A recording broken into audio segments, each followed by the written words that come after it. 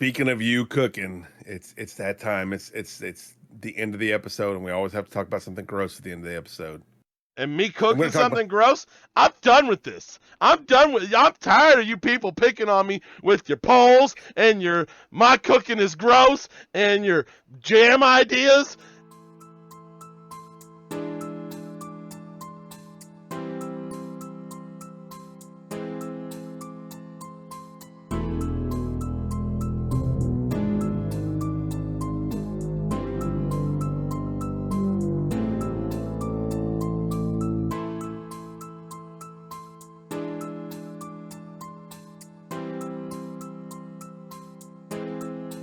Welcome to the Flavor Savers, a podcast where two donuts talk about a bunch of schnitzel. Here are your hosts, Mike and Dick. What's up, Taterheads? Welcome to the MASH 18th 2022 edition of the Flavor Savers. I'm Dick. And I'm Mike, and on this episode of the Flavor Savers, we are going to be talking about the best of mashed foods. Oh, you mean mashed foods just like peanut brittle? Are you still on about that? Seriously? Oh. You lost the poll. Just let it go, bro. First of all, I never lose a poll. Second of all, I'll never let it go. He won't. Trust me, I know him. He won't let it go. 10 years from now, he'll be telling you, man, peanut brittle is a food. I don't care what that poll said. I'll be taking hammers to peanut brittle till the day I die. I'll mash it every time. Well, even if it was a mashed food, it wouldn't be in my best of. My best of is pretty simple. It's mashed potatoes. That's about it. No, actually, the main ones that we've talked about: mashed potatoes, guacamole, refried beans. Those are my main three mash ones, and then of course all the meats. I mean, it's cool. Let's get our favorite mashed foods out of the way. Of course, potatoes. I'm agreeing. Ground meat would be number 2, and then I guess mashed nuts. Like peanut brittle, peanut butter. Peanut brittle is not mashed nuts. You can't sneak that one in on me. You can't sneak that one in on me. You can't sneak it in on me. No, but seriously, peanut butter, things like that would be my mashed beans, mashed legumes would be my number 3 right after meat. I can get down with that, yeah. But let's take it even further. Let's talk about our best favorite applications of all these different mashed things. Oh, wow. Because there's certain dishes that I really love guacamole in that I make, and it has nothing to do with Hispanic cuisine or Spanish cuisine. Look, we just make guacamole and eat it with corn chips. But sometimes we just make guacamole and eat it with a spoon. You just, bro. It's favorite. Good. Okay, we'll start with guacamole. We'll just okay. Usually we started with potatoes, but we're gonna go off the rails and we're gonna start with guacamole this time. So jumping in both feet. My best favorite way to use guacamole, first of all, is on a sandwich. Second of all, it's on a sandwich that I call pickler. That's gonna be bleeped, so you guys won't even hear what that was said. That's definitely bleeped. That sandwich that's a dirty sandwich. But anyways, so it's a sandwich on French bread, a lot of meats, a lot of cheeses, all kinds of veggies. But then before you put the cheese on the bread, you smother the bread in avocado, in mashed avocado. And then you put the cheese on it, and then you put it under a broiler in the oven, let the cheese melt, pull that out, and then you build the sandwich. And that's the French tickler. Dude, that sounds delicious. Well, it's delicious. Such a good way, and like I've said before, Gouda's a really good melty cheese that kind of goes around things really well. And that's one of the ways that I first found that out is because I made a French tickler with Gouda cheese, and it just wrapped everything so nice on the avocado being mashed. You could see the avocado through the Gouda. Oh. I just had a brilliant idea, but I'm not going to give it away. I'm under NDA now. These NDAs are killing me. You gotta let's just say I can't wait to get that meat grinder. Okay, that's what I'm saying. No, I can see that. I like to do it. I like to put guacamole. We make a taco burger. Like when I was a kid, there's a place called Taco and Subs in my hometown. Brilliant place. They had all kind of just off the wall kind of broken down Mexican cuisine, Spanish cuisine, stuff like that. They had a taco burger, and it was just a simple, the ground beef, the taco meat was just put on a bun. The bun had sour cream on both sides, like mayonnaise. Then the taco meat and the cheese and the lettuce, tomato, onions, all the dressing and stuff. But I took it a step further when I started making it. My mouth is watering just thinking about it. When I started making it, and I put guacamole, like a layer of guacamole on there too. Oh my gosh, I definitely, I gotta have some of that. We might do that part of our mashed, our savor versus savor. We might have taco burgers. So let me tell you about this, because I like to do burger. You know me. You guys are gonna find out in December the different things that I do with burgers. But I've made burgers to try to make them taste like tacos. And one thing I will do is while the meat's raw, I will mix the seasons in it. All the seasonings you make, if you go buy the little packet, I'm not judging you, whatever taco seasoning, or if you just use some chili powder, cayenne, all the little basics, some red pepper, blah, blah, blah, all the things, just mix it in the meat and then make your patties.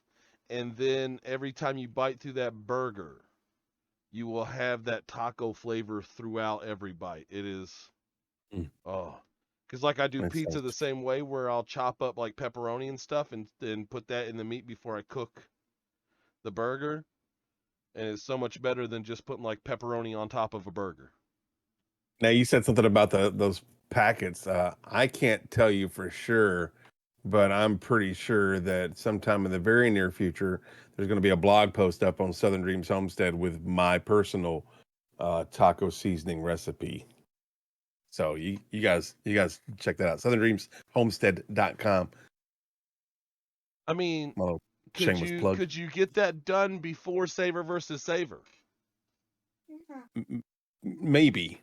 Because I mean, we did say that powdered foods aren't mashed foods, but we do consider mashed foods because that was the point of peanut brittle. Neither one of us believe that peanut brittle is a mashed food, but that was the point of it. Was you've been yelling at me this whole time and you agreed with me? Also, I was willing to take us off the air for this. No, I was willing to go down with the ship for this. That I don't believe it. But I was willing to die on that hill, man. The whole point was to show that you should just broaden your thinking about things, and that sometimes these things that aren't technically mashed can be considered a mashed thing. Just depends on how you think about it. So maybe if you can get that powder done before Savor versus Savor, we can have like footage of that rolling in the background. Oh, I mean, I can definitely make it. And you know what? I'll go as far as to say that I can make some B-roll for your your thing, and then like I can make the recipe available. It might not be up on the blog by then, but we'll see. We'll see. I can definitely make that recipe available though. Yeah, because if you like get some B-roll and do it before Savor vs. Savor, we'll talk about it. Yeah. We'll put powders into our mashed food repertoire. Dude, I just had an idea. What about? I'm trying to figure a way to do. Never mind. I gotta make myself a note. Another NDA thing. Sorry about that. There's too much NDA going on. Who started this NDA bullcrap?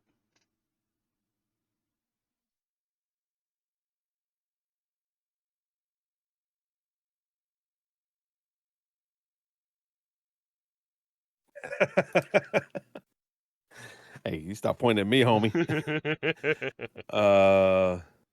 Yeah, it was definitely you that started the NDA, but that's neither here nor there. So like I'm noticing a trend here. We've got ground meat, we've got taco seasoning, we've got guacamole, we've got refried beans. Now, I'm not saying Mexican cuisine is based around mashed foods, but it seems to me like there's a lot of mashed foods in Mexican cuisine. I mean, if we want to be technical, tortilla, they make a dough and then just mash it into a circle. That is So, true. I That's very mean- true. I mean, then you got your carnitas and your carne asada. You know, there's some steaks out there. There's some. I don't know if there's any chicken breast or not. I've never went to a Mexican restaurant and ordered a chicken breast. I mean, I'm not saying all their food's mashed, but they be mashing a lot of foods like the English. They do. They really do. Them in the English needs And to that- maybe stop mashing so much stuff or mash And more no, stuff. I don't know which. I was gonna say mash more. Why? I don't care. Look, it's all delicious. So I don't care if you mash it or not. It's delicious. Who was it? Mitch Hedberg has a joke about refried beans that they're so good, maybe you don't have to fry them the second time. Like why we refried them? Maybe they're really good fried. Why aren't we trying that first? I think I've heard that one before, but yeah, I mean, to be honest, they're not. They weren't. They're not refried. They are literally just fried one time. Well, it depends on how you cook them the first time, I guess. I mean, how do you fry dry beans though? For a really long time? Maybe, I don't know. I don't know. Goes to get oil to 350 degrees and open up a dry bag of Pintos. We're gonna test this out, maybe. I do know this, that my wife doesn't like how they stick to your mouth, kind of like peanut butter does.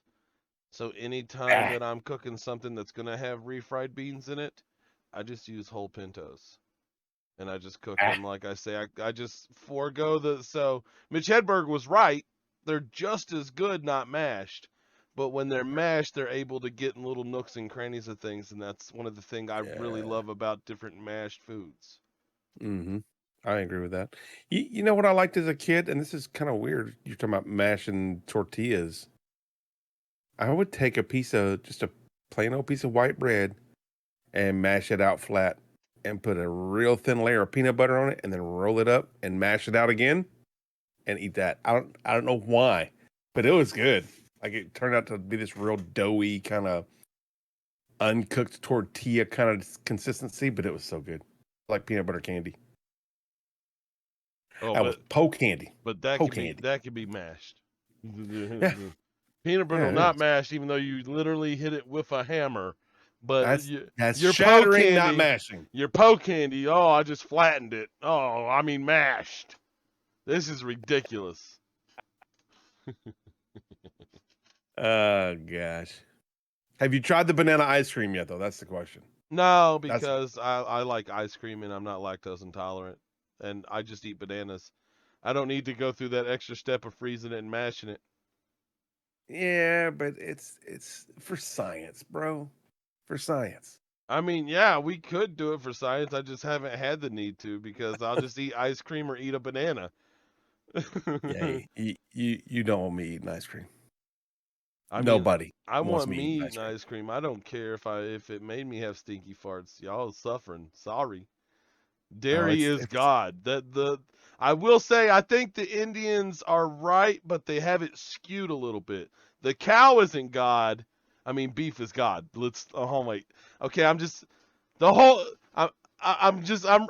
messing up my own religion right now. Maybe the whole cow is God. Maybe they are right. Okay, Indians are right. I'm sorry.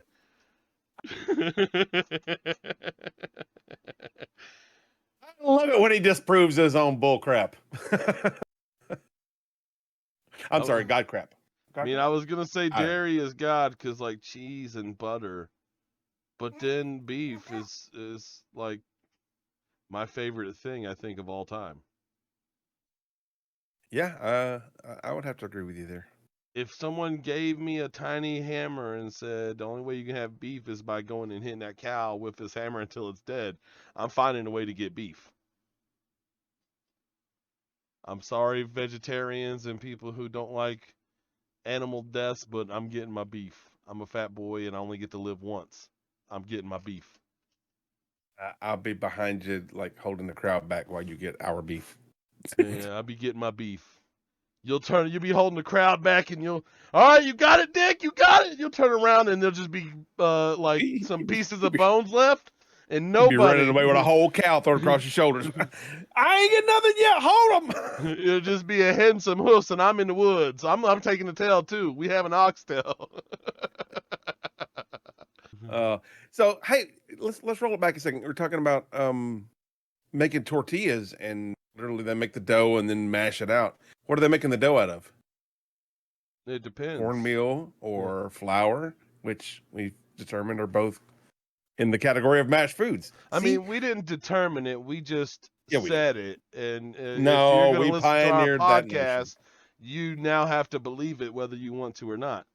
We pioneered that notion, and you guys have to follow it. Yeah. You are our loyal subjects who have to believe in all of our I wouldn't go that far. dummeries and bull crappiers. That's bull crappiers, by the way. Oh, I'm sorry. I forgot it was French. Bull crappiers. Oh my gosh. So what's your best application for guac? You said it's taco, right? Just straight up.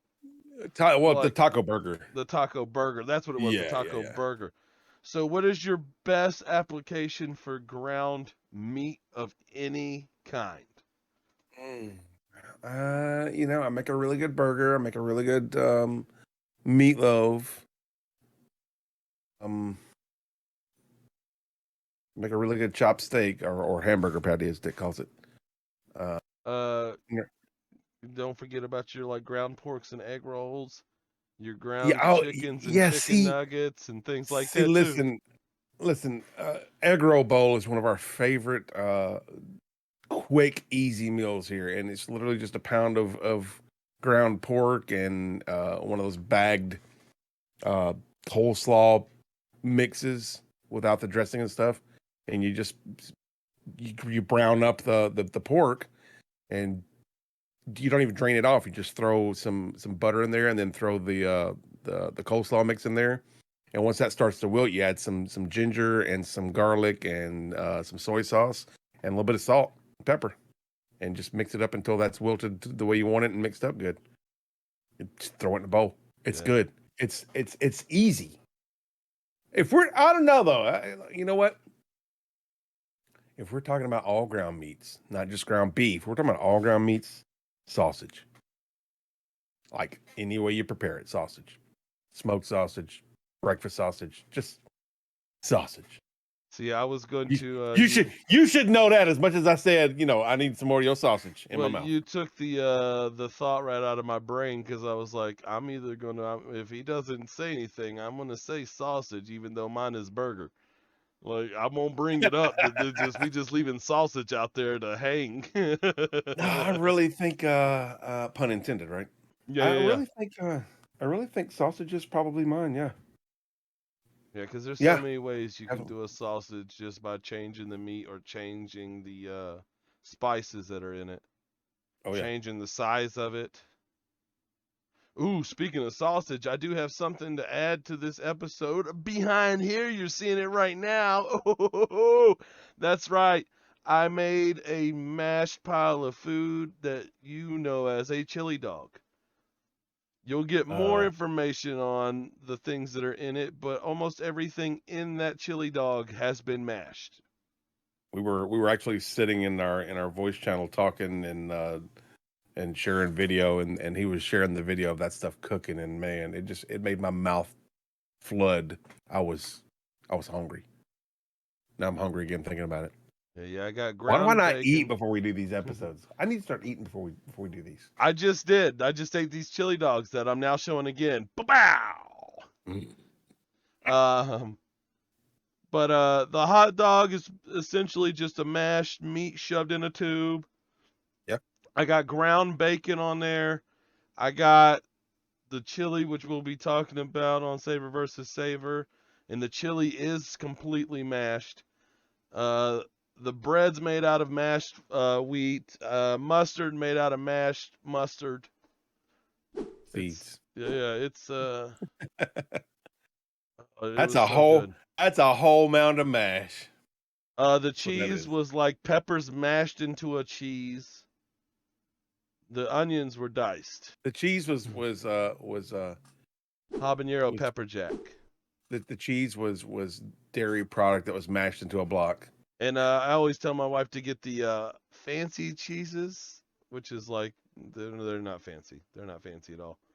But they're made out of real cheese, so it's nice. Like deli cheese. Yeah. Like Sargento packs. It's not fancy, but Right. it's more than Well- Kraft singles. Yeah, as I say, Sargento's pretty fancy, yo. I mean, for us poor people, yeah, that's why we call it. Why I tell her to get the fancy boys, but it's fancy boys. yeah, Sargento's not fancy. It's just higher end, middle Right. class food. Oh yeah, it is the top rung of the bottom of the ladder. That's Yeah. where that is.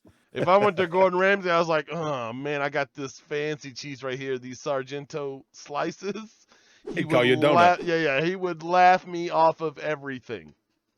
He would literally call you a donut. But And he would be right. people, that's the fancy boys right there. Yeah, I do love some Sargento, man. I love any of the deli cheeses. Like you go to the deli counter and have them just slice off some Swiss or it's nothing like just some good fresh sliced cheese right off the slicer. Well, talking about slicers, you were talking about getting one, and I've had one for a long time. I think the very first asparagus box I sent out to everyone, I had to buy a slicer to slice the brisket for that.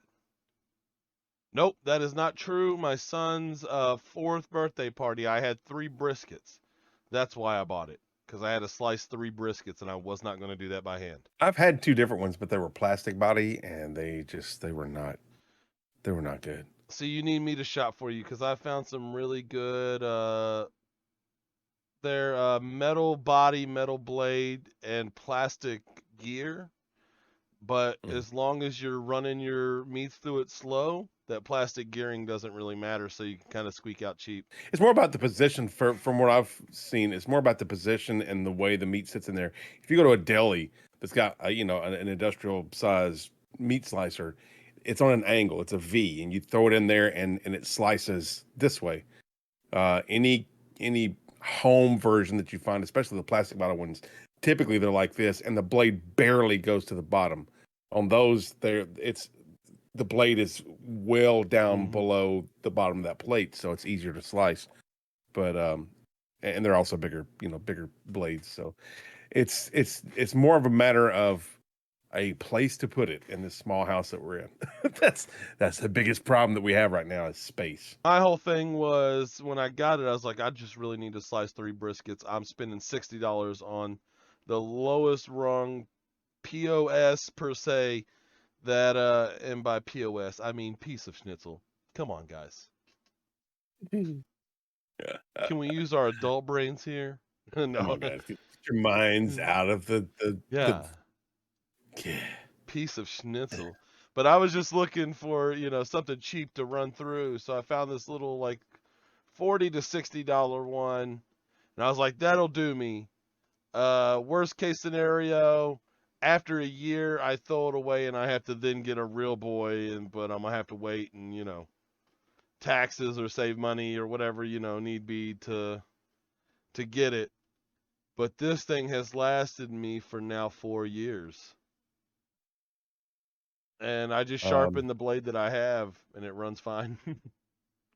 There's one right here for on Amazon for $73.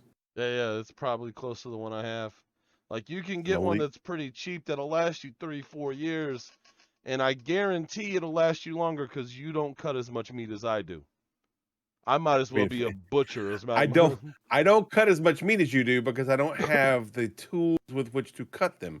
Now, if I had the tools with which to cut them and a purpose to do that, yeah. You probably still. I wasn't saying you specifically, but I was talking about in general. Yeah. All the viewers. But even you specifically, probably because I smoke or I cook.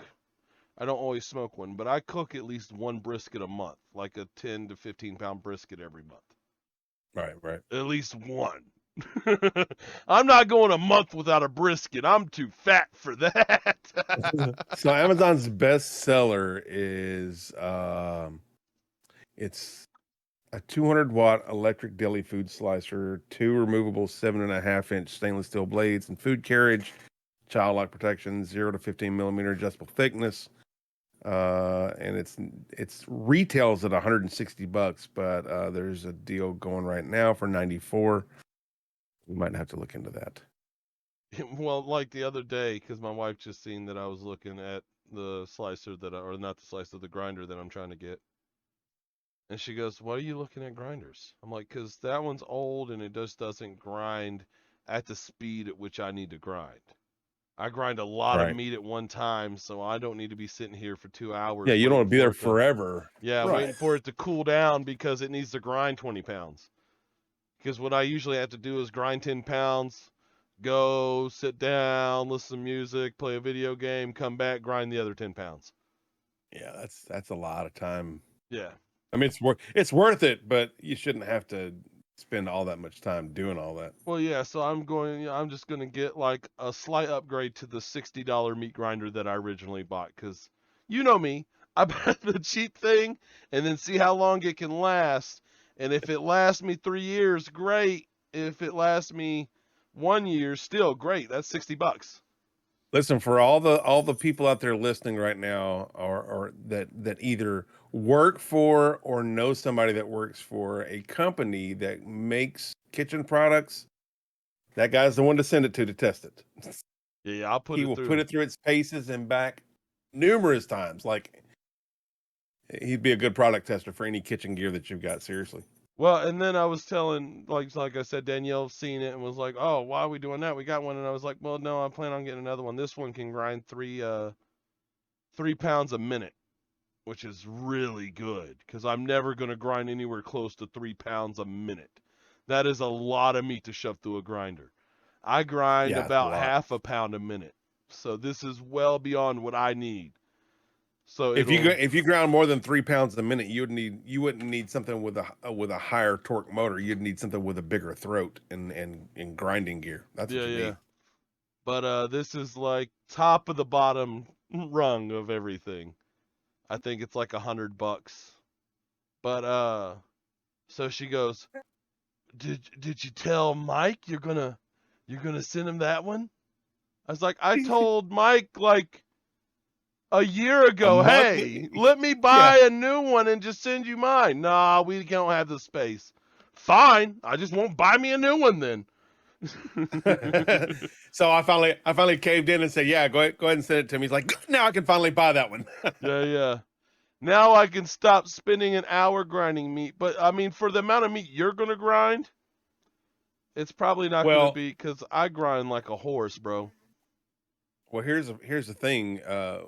When we do this would be a good starter one for us anyway. Give us time to understand how to properly do all the stuff and whatnot. But once we start really getting into pigs and raising our own food and stuff, it's going to be time to definitely upgrade to a bigger boy. Well, no, but this is going to be a good. We just got a pig slaughtered. We can put this one to death while we grind what we just got from this pig. Right, and that's what I'm saying. It's a good starter. Once we start doing it on a regular basis, like this is a once a year thing. Once we start doing it like multiple times a year, we'll see how long this one lasts. If this grinder makes it through this pig, not even any extra beef that you bring in that you buy just because you have a grinder, if it makes it through that pig, I will be surprised. Right, yeah. Right now, the shaft is starting to bend a little bit, so when it runs, it kind of bumps a little. Like it's still good, but if it makes it through that pig, I'll be surprised. Ladies and gentlemen, what he just said was, "I'm sending you this grinder so you can throw it in the trash can instead of me throwing it in the trash can." No, because it still has another good, probably. No, I'm just messing with you. Yeah, but it still has another good like 10 to 20 grinds in her. Like she's still strong for, and you're gonna have probably about 10 to 20 grinds on that pig. That's what I'm saying. It's got about one pig's worth of grinding left in it. Yeah, because I mean, well, good. I mean, because I like. And here's the thing with this pig, and we've gotten off the topic of mashed foods, but we'll get back on that. No, we've been talking about meat grinders this whole time. Oh, well, that's true. That's true. With this pig, we're gonna do all of it. We're gonna we're sending it to the butcher so that he can butcher it into manageable pieces. But like we're gonna take the belly and we're gonna make our own bacon. We're gonna do the curing and all that. We're gonna smoke the hams ourselves. We're gonna make the sausages. We're gonna do all the ground pork and everything that needs to be processed. We're gonna process. Only thing we're using the butcher for is to cut it. Yeah, he knows exactly where to cut it to get the Right. big. Because, like, yeah, you can go to a store and buy a 10-pound block of New York strip. It's been cut off the bone on the one side, and it's just a big, and they're amazing, and you can smoke them and then cut individually smoked steaks. I recommend it. But you can also pay a butcher to cut the individual steaks.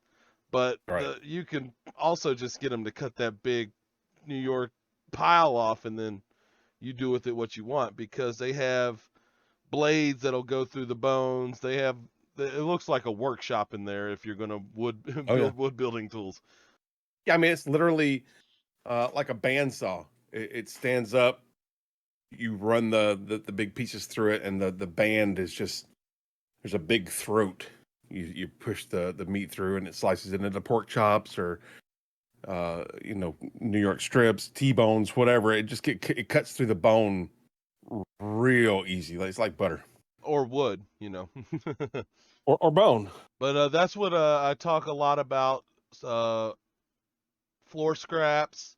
I'm not talking about scraps off the floor. I'm talking about the cutting floor. It's an area where they cut, where all the bandsaws and jigsaws and circular saws and all that junk is. It's like I said, it's basically construction equipment that's in a frozen room where they could take these frozen pieces of meat and just go whap whap whap whap whap whap whap. I got 12 steaks. It's impressive. It's really impressive. If you've never been to a butcher that has an area that you can see them working, I highly encourage you to do it. It's very fascinating to just watch them sit there, and you don't have to watch them, cut up an entire animal because you're not going to see that. But they'll take like a side of beef, and they'll pull it down and start carving that into manageable pieces. They'll run that through the saws and whatnot, and trim the fats and everything. It's a fascinating process to watch. Well, and then all those blades are an actual width. They are like a 32nd of an inch, they're tiny widths, but they're an actual width, and they're taking that much meat out of the thing when they cut. And all that excess gets used either in potted meats or dog foods. That's meat byproduct, which is still meat. It's just the part that was chopped out via the blade. It's still good. Still good meat, and the blades are clean, but it's not something that humans necessarily find appetizing. No, and my point with like potted meats and stuff is, I could just do that with meat that I know is really good meat and just make a better tasting product than what other brands like Armor and stuff make. No, I'm not most against definitely. potted meat. I'm just against commercialized potted meat because it's them trying to take trash and reuse it and make me pay for it. I don't mind reusing trash. We talked about it, but I'm not paying for it. I mean, I will in a pinch. I'm not gonna lie. Yeah, four cans for $1. I'm not gonna turn that down. Well, my son won't either, and I let my son eat that junk. I also let him eat McDonald's. I yell about it the whole time. I'm like, that's not even food. Stop eating it. My wife's like, well, what do you want? Not that? Well, we're going to go get that. Well, then get me something else that's not food, but that's different, not food. Like, I'm so tired of trying to eat chicken from, I say so tired. Like 10, 15 years ago, I was so tired of trying to eat chicken from McDonald's because you hit like cartilage and what is essentially beak and stuff like that, I know that there's better food out there, but that's one of those things that I was raised on: potted meat and Vienna sausages and stuff like that, and I just acquired the taste for them, and I love them. I'll sit and eat a can of potted meat with a bag of Fritos. That's what my dad ate it. That's the way I eat it. It's little simple things like that, and it's good. I'm not against bologna. I would just need to make my own bologna. I actually talked about that. Have you got a picture of your sausage stuffer that you can put up? Because It's already that's been an put up impressive machine. in multiple episodes. I'm not. I'll put it up again. Nope. Go back and watch the other episodes. Then it's actually really impressive because you can do like down to Vienna sausage sizes and stuff, right? It's already behind us. I've already put it up.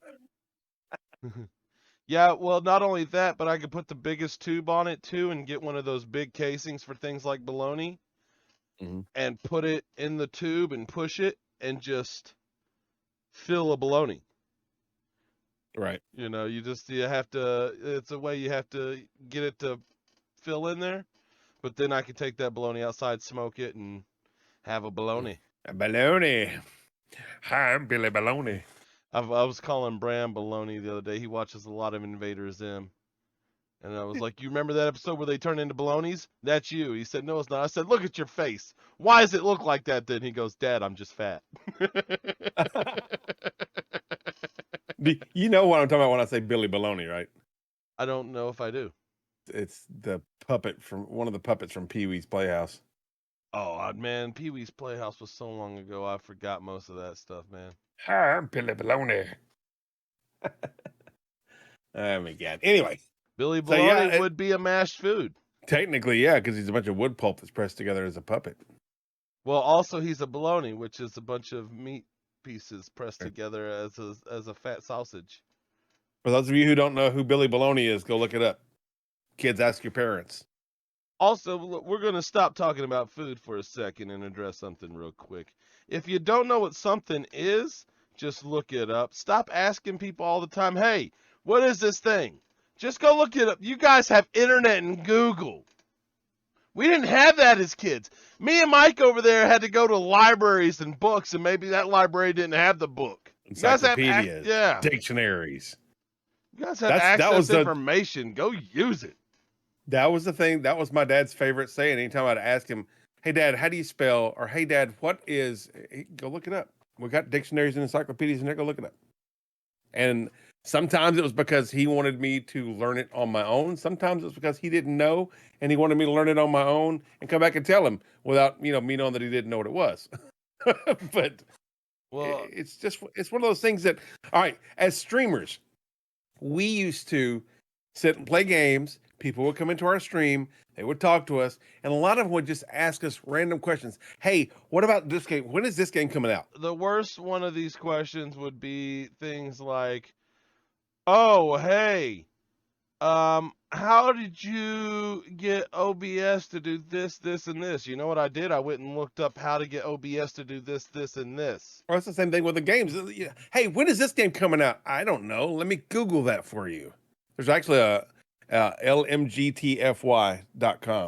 Let me Google that for you. And you can go in there and type in what it is, and it'll pull up like a little GIF of it being looked up, and you just give them that link so that they look it up. It's like, oh, it's actually Google working. That's funny. Because like the amount of time it took you to ask me that question, you could have just looked it up.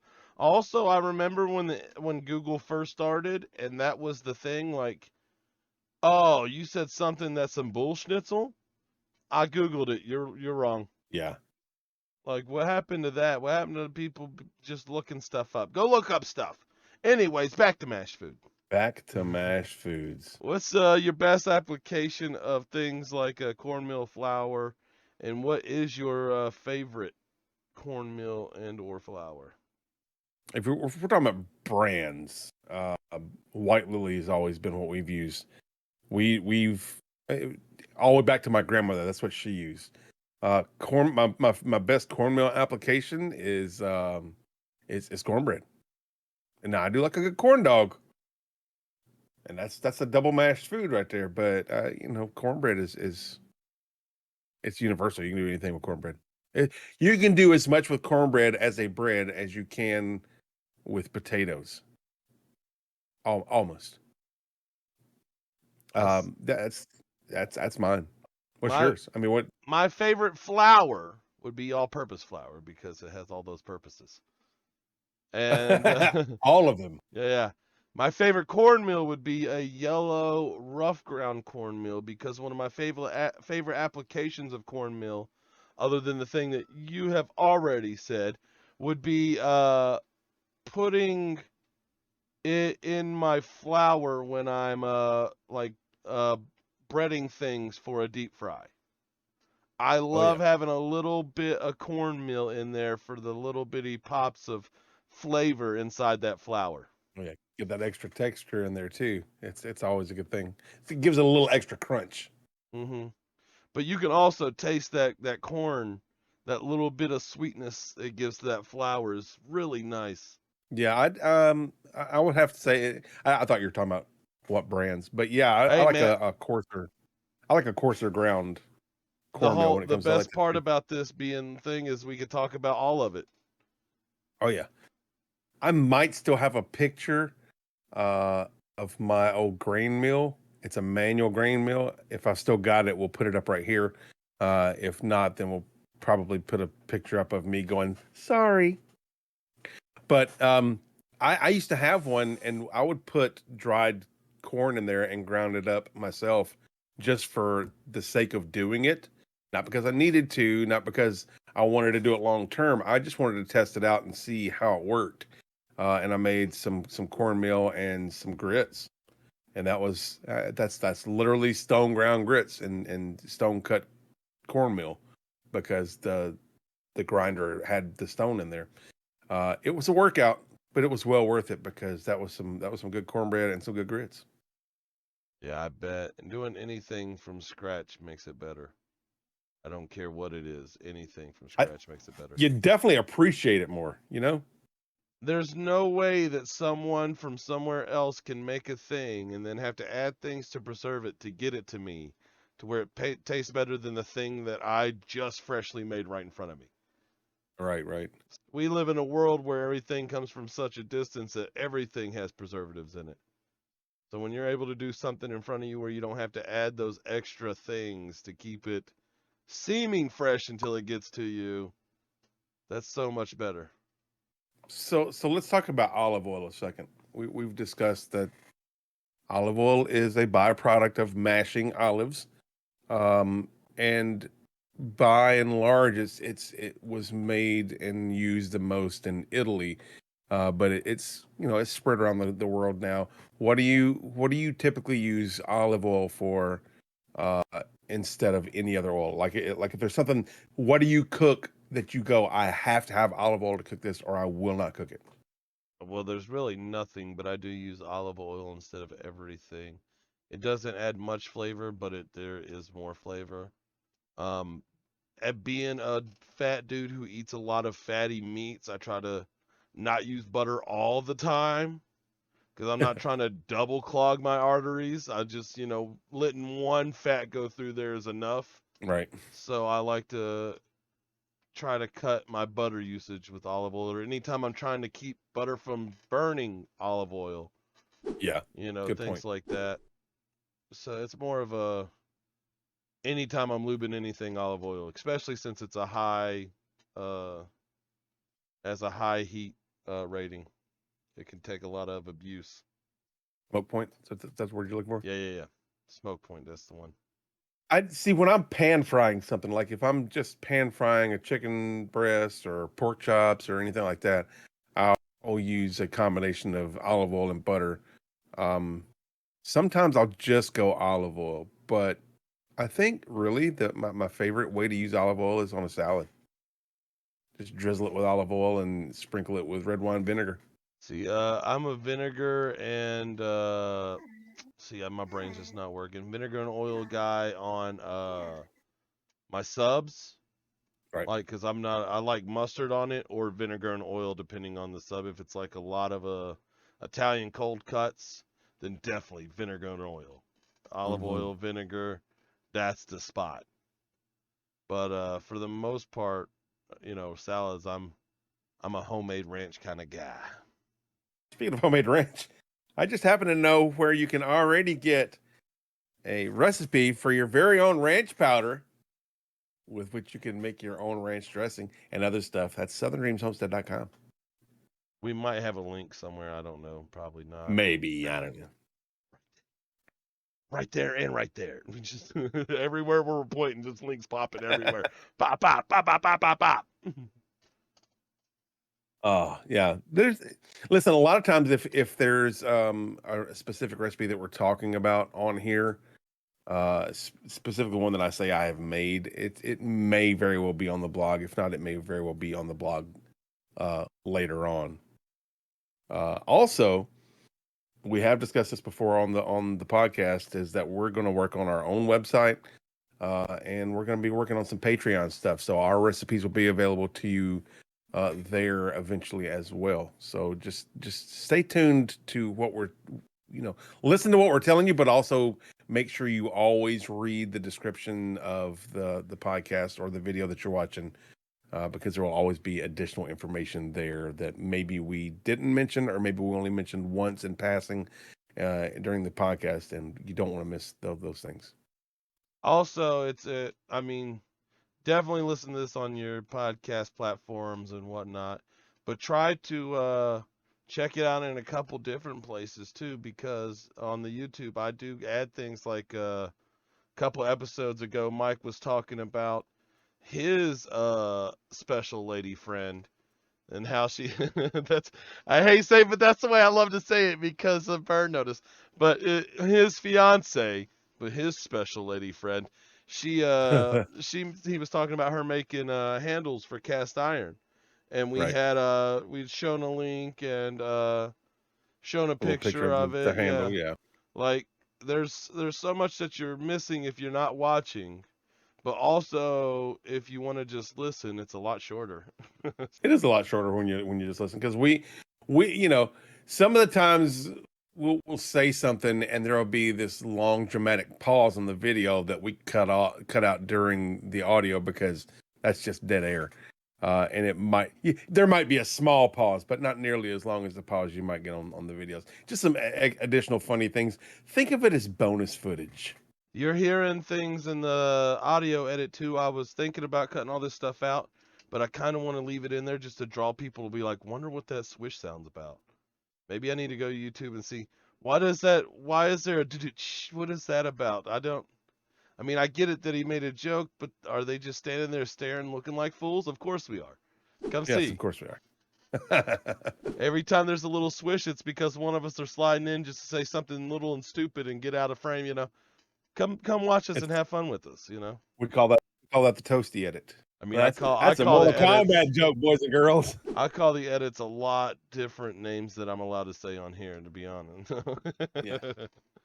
I'm a pretty dirty person outside of this podcast. The jam edit, the schnitzel edit. That edit was a real biscuit.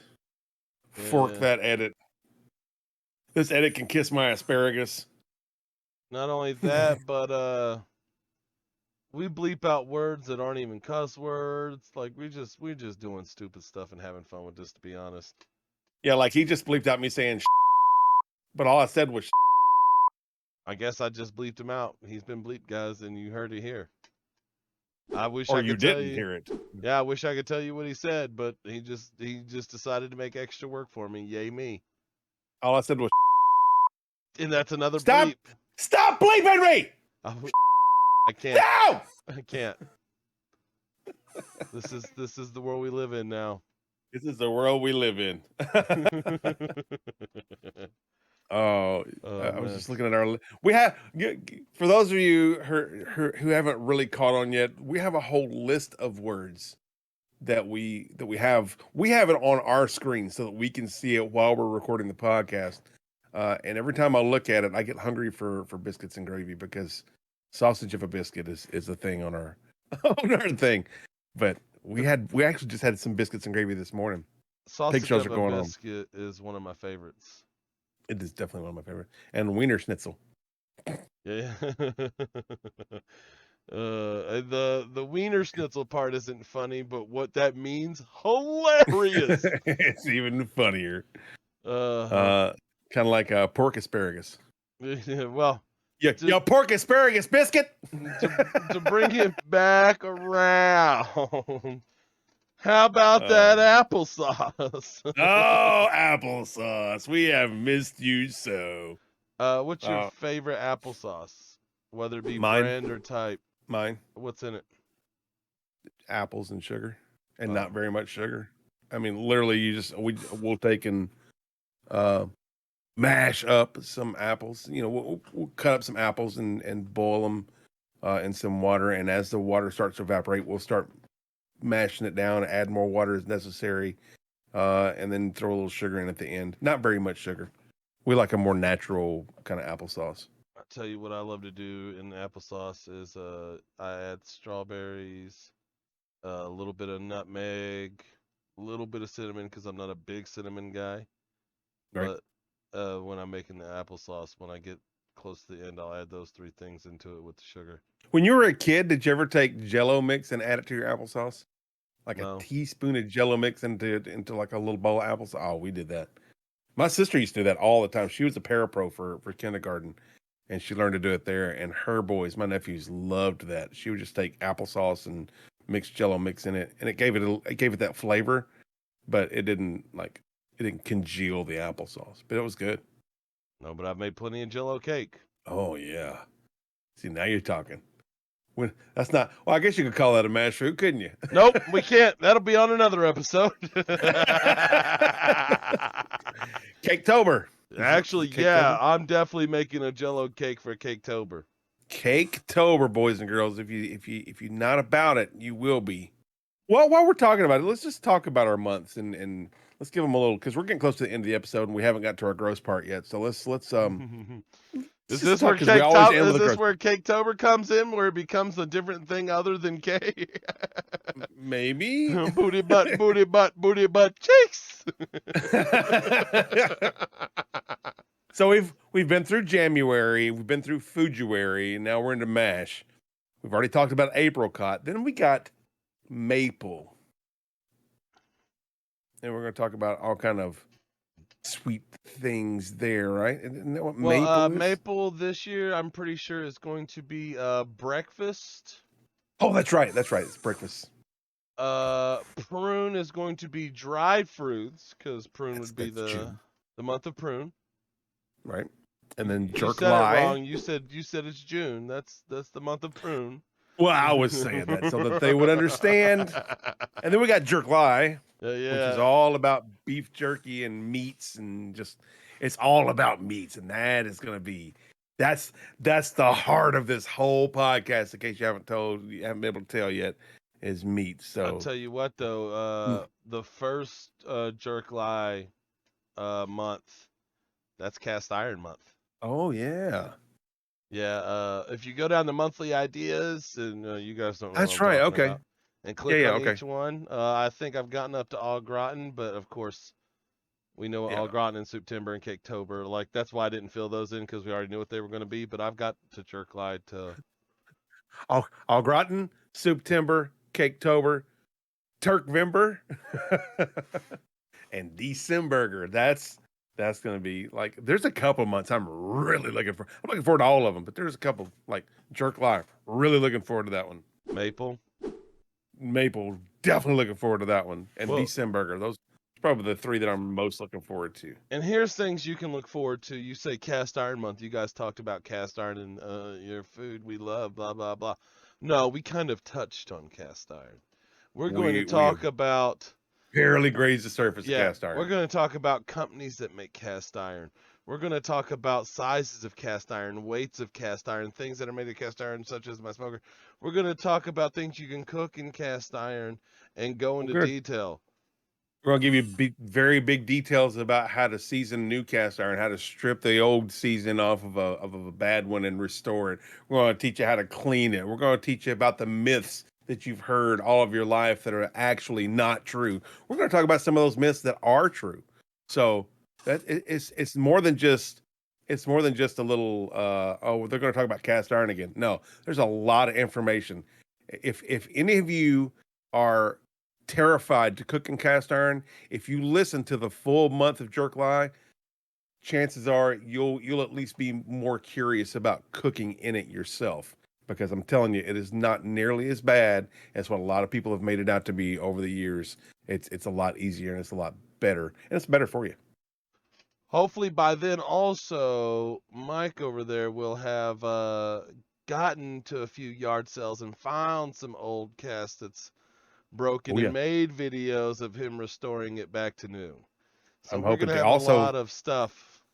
Well, also hopefully I'll have my Dutch ovens and everything out of storage and really have my whole setup. Yeah, her little fingers over here reaching in. No, I'm laughing about Dutch ovens. Episode Oh. 9 or 8. I can't remember now, but one of the ones our previous episodes that we made, I think it was 8. I was like, so tell me about you Dutch oven in your family. And you're like, yeah, I love Dutch ovens. They're great. And I was like, yeah, jokes. Sound clip. But I love a good Dutch oven for a lot of different reasons. Like they're really good for they're really good for deep frying indoors. Yes. Yeah. They're good for Especially making the bread cast. too. Yeah, especially the cast because they're big and heavy. Like I noticed when you were making your bacon jam that you have a stainless steel pan that's not a fat bottom, and I wanted to hit you, but they're kind of expensive, so I understand. What are you talking about? If you get a stainless steel pan, if you get one that has the big fat plate on the bottom of it. Ours does. Oh, I didn't see it. Yeah. Oh, good. I thought it was just Yeah, like yeah. a thin No. stainless steel. I was like, oh No. man, you wasted No. your money. No, sir. Like our pots, even our pot. There's like 2 of our pots that don't have a thick bottom, but we use those to make tea in and to warm up canned green beans or something like that. Well, I have But- a couple big old soup aluminum boys that are thin bottom, but that's because they're big old soup aluminum boys. They're for stock and stuff. We've got one small to mid-range stock pot that doesn't have a thick bottom, but the other 2 definitely do. Most of our stainless has got the fat bottom. Cool. Well, the point is that fat bottom kind of emulates what cast iron does all around. Right. It helps disperse that heat evenly and nicely. So Right, that's one of the exactly. good things about cooking in a cast iron Dutch oven, especially for deep frying, is the sides are hot, the bottom's hot, and they're all evenly dispersed with the heat. Yeah, because if you've ever done any amount of deep frying before, you know that on a small scale anyway, on a home scale, when you put your food in there, it drops the temperature drastically of the oil. When you've got a cast iron or something like that, it doesn't drop it as fast. It will drop it, but it won't drop it as fast. But it will return to heat a lot faster than if you're using something thin walled, made out of stainless or something like that. So yeah, if you've got cast iron, definitely, and you're doing deep frying, definitely use that cast iron for deep frying. Yeah, but I'm just glad your stainless has fat bottoms. Yes, absolutely. All right, let's get to the elephant in the room. What's your favorite mashed potato application? Aside from just a standard mashed potato, I got to go with 2 different things, and one of them is potato patties, which we've talked about before. Some people call them potato some folks call them potato pancakes. I just call them potato patties. It's just mashed potatoes. I just call them potato patties. It's mashed potatoes with egg and flour in it, and you mash it out a little bit more and make it into a patty, and you fill your skillet up about, I don't know, 1/4 inch with oil so that it just barely goes up the sides of the potato patty. You fry it, you flip it, you fry it, you pull it out. It's real simple. That and twice baked potatoes. I love to take a nice potato, cut it in half, bake it, or bake it and cut it in half, either one. Scoop out the guts, mash it up, put it back in there. Actually, I bake off the skins a little more too. Then fill it, put it back in the oven, bake it again, and it's good. You get a good crispy skin, a soft, fluffy on the inside. It's delicious. Those 2 are probably my favorite ways, aside from just a standard baked mashed potato. What about you? Well, aside from standard mashed potato is fully loaded mashed potato. There's just mashed potato standard, but then you top it with everything. Yeah, so you know, pretty much standard mashed potato. But yeah, I mean, I do that every time I make mashed potatoes: sour cream, chives, cheese, bacon, whatever the fork is in the fridge is going on my mashed potato. Absolutely. No, there's sometimes that mashed potatoes aside, and I don't top it with anything. It's just, got a lot of butter, a lot of cream or milk in it. So that, there's times that I don't just top it with everything, but I gotta reel back a second because I left out one. And I wasn't gonna say it, but I'm gonna say it. It's what I'm gonna be making. One of the things I'm gonna be making for Savor versus Savor, shepherd's pie. I love to make some shepherd's pie and put the mashed potatoes on top. Because again, it's got cheese and onion and garlic in the mashed potatoes, but it's something about getting those mashed potatoes kind of browned on the top. Oh, give it just a little bit of crunchy texture. I love it. one thing I like that's mashed potatoes, but it's not really mashed potatoes, is I like to almost when you mash them and they get fluffy and perfect, and you're like, oh, I could eat that as mashed potatoes. Then you add a little bit more cream and you make them a little bit more wet. And then you take like a ground meat or meat with the gravy, and then you put the potatoes in between, and then you put like cheese, or you put vegetables and then cheese, and then bake the casserole off like that. The potatoes aren't necessarily on top, and you made them a little wet so they'll kind of sink into the meats a little bit. Oh man, that's one of my other favorite ways to use them. I never thought about that. That's actually really good. It's kind of like it kind of emulates egg in a lot of casseroles, especially like breakfast casseroles have just beaten eggs put in it, and that's what that's the binder. But that's very much the same. I like that. Yeah, idea. it definitely doesn't bind anything, but and you don't want it to be super wet, like sloppy wet. But when you get them perfect, then you ruin them just a little bit by adding more cream, and then you whisk it in, or you mash it in, or you fold it in, however you're doing it, spoon it together, and then it just enough to where it goes into the meat and gravy, and it's like no airspace. Yeah. Airspace is all filled up with potato. Well, yeah, not only that, but like I say, because it'll kind of, there's parts where the gravy will bubble up while the potato's going down, so you get these like, you know how casseroles work. Oh yeah.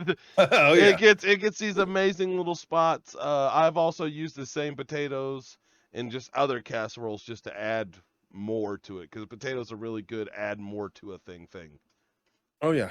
It definitely make things stretch. Yeah, and yeah. you thicken your soups to make them stews or anything like that. Yeah. Well, Potatoes are so good. Here's the thing about like soups and stews that have chunks of potatoes in it. You cook that and then you put it in the fridge. You don't even eat it that first time you cook it, because then when you go and you heat it back, you heat the whole thing back up and you pretty much recook it the next day. All those chunks of potatoes had pieces of potato fall off, and that got into the stew part. And not only did it make it thicker, but now all the flavors are even better. Oh man, I'll throw a pot of stew on low the next day after I pull it out of a fridge and just let it cook again, just to get everything all. I love cooking, man. I hate cooking, but I love cooking, man. Speaking of you cooking, it's that time. It's the end of the episode, and we always have to talk about something gross at the end of the episode.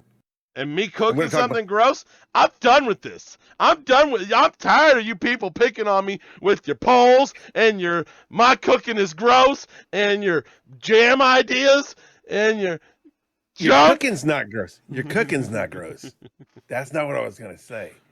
But earlier when we were looking at that chili cooking, you called it something that I call Maggie's diaper sometimes when she has a really loose stool, and that's poop soup. The old poop soup. The old poop soup. I mean, look, it's that's why you do that to yourself. Let me explain myself. We got limited time. Let me explain myself. So it's the month of MASH, and I made a chili that's going to go on my meal that you guys are going to see next week. My spaghetti, my potato lasagna. And since it's MASH, I was like, hey, I made this beautiful chili, and you'll see the videos of the chili being beautiful and chili. And then I just put the blendy one to it, and I mashed it. And now I've got this almost coney dog kind of thing that just kind of looks like poop and really tastes like chili, and it's really good. And it's going to be a layer on there that's going to be really good. And it's going to kind of do what the layer I was talking about with the potatoes and blah, blah, blah. But you will see that next week because we are already out of time. And I'm Dick. And I am Mike. Thank you guys so much for hanging out with us. We appreciate it. Make sure you follow us on all of our socials. Big shout out to DJ Blue PDX, David Guffrey, John Cabral, Moon Raccoon. Thank you guys so much for all your talents and showing us the love so that we can show these people the love. Thank you guys for listening. We love you, and we'll see you next time on the Flavor Saver. Big shout out to this guy for making me hate life. Big shout out to you guys for watching, and we will definitely see you next time. Hit the follow, hit the like, hit the subscribe, hit the rewatch, hit the unwatch. Thanks for listening to the Flavor Savers podcast. Be sure to follow us on our socials listed in the show notes below. We'll catch you next week with a brand new episode.